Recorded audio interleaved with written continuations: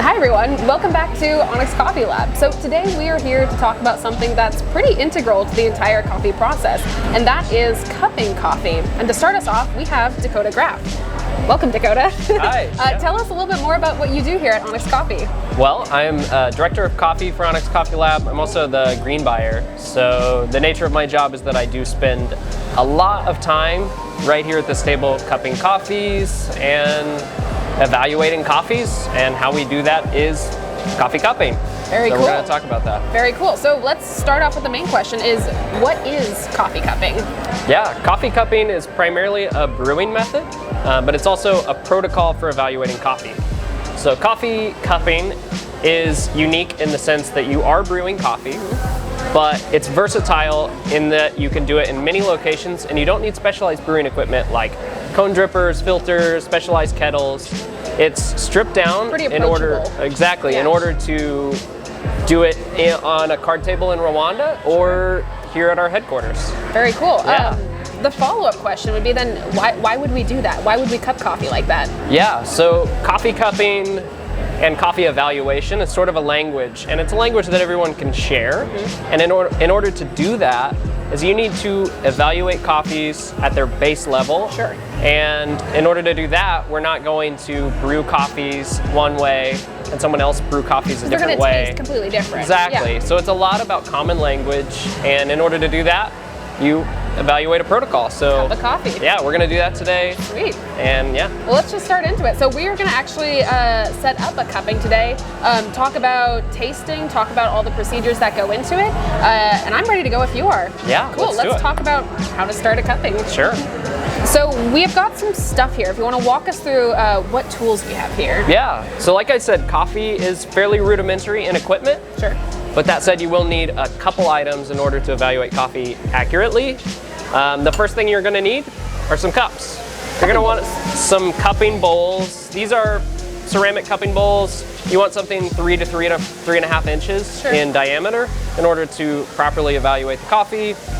But it's pretty flexible. I've cupped coffees in glass jars around, and I've done some weird cupping procedures myself. it's flexible. But you want a cup that you can get at least 8 grams of coffee in. Got it. So you can do a 1 to 18. Sure. 150 milliliters is your standard water recipe. In order to do that, you're gonna need a scale.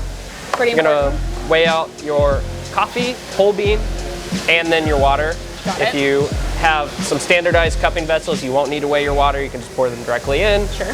And in order to break These the are coffee, my favorite. yeah, You have a very cool spoon. You'll need a cupping spoon. So that's. Can you describe kind of what a cupping spoon is? Because we don't just use we don't use like teaspoons or like soup or like dinner spoons. Yeah, it's sort of like a bigger soup spoon, essentially. Sure. So it's a little bit wider. It's generally they're a little bit heavier. They're made of some nicer materials, so they're not imparting any flavors nice, weight or to even it. textures. Yeah, it's just like. I have a spoon that I like to use. Everyone kind of has their favorite spoon. Everyone has a favorite cupping spoon, yeah. They're great for cereal, by the way, too. Yeah, Highly totally. recommend, yeah. Yeah, and you'll need a timer. Cool. In order to time your brew, and you'll need hot water. You won't need a specialized pitcher, just something that pours quickly and accurately, and that you can comfortably hold for a while, because you might pour a lot of coffee or water. So those are the things that we're going to need. Let's go ahead and jump into it. Awesome, let's go. So we've got a bunch of different coffees here. What did you grind these on to get them here? Yeah, so obviously to achieve a coffee cupping, you're going to need a grinder. What you want to aim for is something slightly coarser than what you would go for maybe a V60. Got it. I like to cup slightly finer than that. That's just personal preference. It doesn't really affect it. But cupping is not something that you really dial in. The protocol, like the universal protocol, is if you have a size 20 sieve, you want 70 to 75% of your particles to pass through that. Sure. So if you feel like you're way off, you can always buy one of those. You can get them on Amazon. Be real specific with it, yeah. I like to be very specific. But yeah, we've ground these samples. Let's put some hot water on these and cup. Sounds good. Cool. So we're starting with just filling our cups to the brim, right? A nice aggressive flow, get everything saturated. Yep. This is my favorite part. You want to form almost like a meniscus on the top, because it's really important in order to achieve an accurate cupping to dose out your water in a way that's uniform across your samples. So you can tell how experienced he is with the level of confidence you're pouring to the top there. You should see some of them. And you want to pour a couple rinse bowls as well. You're going to rinse spoons a lot throughout the cupping process. Cool. Same temperature water, it's all good. Just pour them off to the side. Make sure you refresh them often. Got it. Then if we look closely here, we're starting to see a lot of those grounds are sitting at the top. Yep. And correct me if I'm wrong, but as time passes, as we let this brew, you'll start to have like a literal crust like form over the top, correct? Yeah, this is what we would call the crust. This is what we can evaluate from a sensory aspect. We would call this the aroma. Ooh, yeah. How fun. Yeah, when it's fancy. dry, it's fragrance, and you're gonna take that in Sure. when you're taking notes. Gotcha. Yeah.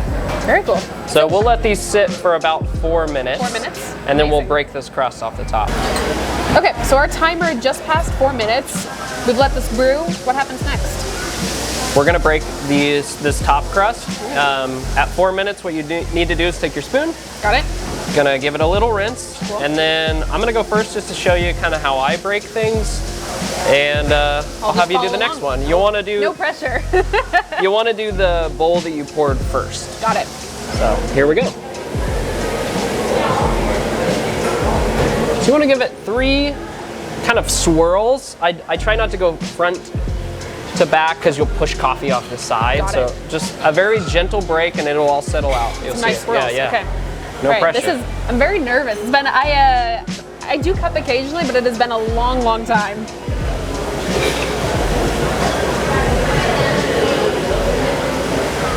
Did we spill? No, picture perfect. Oh, heck yeah. Yeah, Okay. that's great.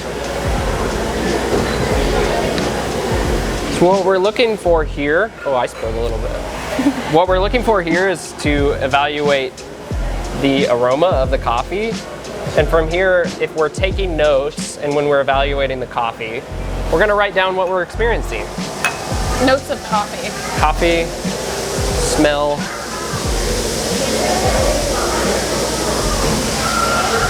Cool. And as you can see, this doesn't have to be perfect. Like spills will happen and Oh that yeah. is okay. Okay, so next, we have to get rid of some of the stuff on top, yeah? Yeah, we've got a bunch of CO2 and some other particulate floating on top. You wanna grab another spoon. I do. Perfect. Take these spoons, you get comfortable, and then what we're gonna do is clean the top, so you just scrape. And then you'll need something to put it in. I was like, I'm just gonna aim really worries. carefully. And some tips, some people have struggle a bit, like when we have people who are new to roasting, new to cupping, I have a lot of tips on cleaning because you can do it really quickly. If you use one spoon to go under it and use the back of the spoon Oh, now that's professional right to have there. the CO2 kind of cling to it because Cool. it kind of wants to stick to the spoon anyways, so. Oof, that was Big not. deal. You do have 2 very small spoons right now. I like to use one really big one and one really small one because I'm ultra particular. I'd love to see you do it one more time. That was do it. incredible. Round and wow. And you want to rinse Cool. every time you go. Rinse every time. Yep. Awesome. Well, these are definitely not at drinking temperature right now. So we're gonna give them, what would you say, 10, 15 minutes? I cup pretty cool. Okay. We're at 7 minutes now. Okay. I will start cupping around 15 minutes. Okay, cool. So we will see you back here in about 7 minutes. Yeah. Great. See you soon. Okay, so we have just passed that 15-minute mark. Yeah. Everything is nice and ready to be tasted. What are we looking for now? Well, we're looking to taste some coffees. So what you're gonna need is Fancy grab that. your spoon. Ooh, I've abandoned my spoon. Here you go. I got you a Thank spoon. you. So keep track of your spoon, grab your spoon, and lose then your spoon. you're gonna want a receptacle to spit the coffee out. Got it. If you're doing a really, really small cupping and you're not like super affected by caffeine, you could go ahead and drink the coffee. If you're doing a lot of coffees like this, It's like 2 o'clock right now. don't really Yeah. want to do that. So, gotta rinse it. I think we Cool. already rinsed, but No harm. what you take, spoon, dip it in there, and then what you want to do is just, My gosh. So that's You'll called want a to- slurp, right? yeah, That's a that's slurp. the cupping There we go. slurp. you'll want to just spread all those particles across your palette. Got it. In order to just coat that coffee across your palette. So go ahead and give it a try. And cupping is sort of innately messy. I generally have like a drip down the front of my bib, shirt. like, all the time. I don't really wear aprons because I think they're kind of heavy. So just keep that in mind. You're gonna maybe get some coffee on you. This is not a clean process, but it is a fun one. Yeah. So as we're cupping, so intimidated by your slurp. Please. And that's the thing about cupping is I think it can be an intimidating process for a lot of people who are doing it the first time. And you want to make sure that you kind of lower that barrier to entry and say that it's fine to make funny noises and taste coffee. And cough. Yeah, you might choke a little bit. It will happen more often than you think. I'm here to be I'm just here to be your everyman in this entire process. This is perfect. When we're cupping, we're primarily looking for differences in bowls. Sure. We're looking at the aspects of the coffee or the flavor notes of the coffee.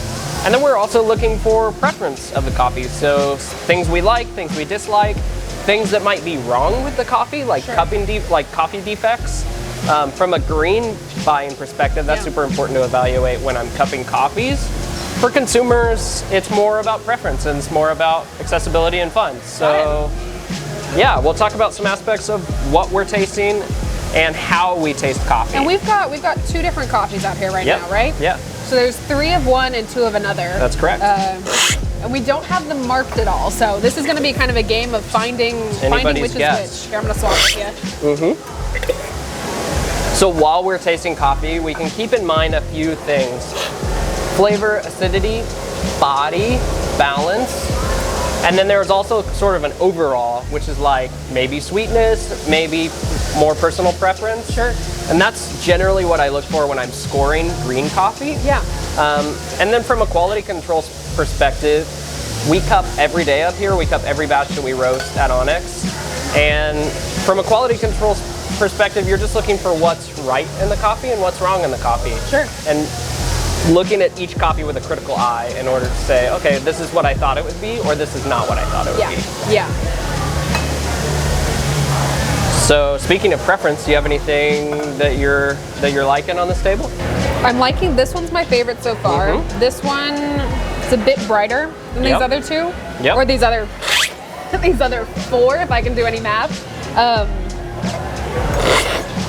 Really enjoying like the light fruit flavor in this one. Yeah. I was tasting some things that were a bit darker on that side. I'm gonna go through them one more time, then see if I can pick out. All right. See if they match up with you. Sure.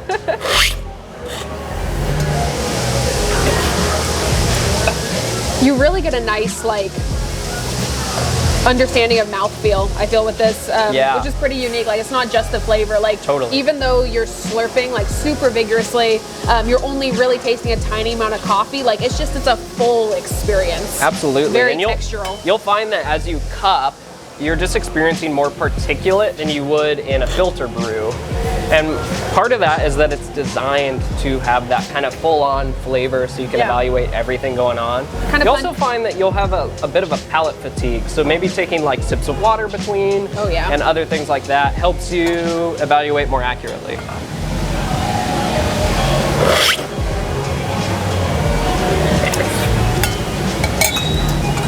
I want to guess these correctly.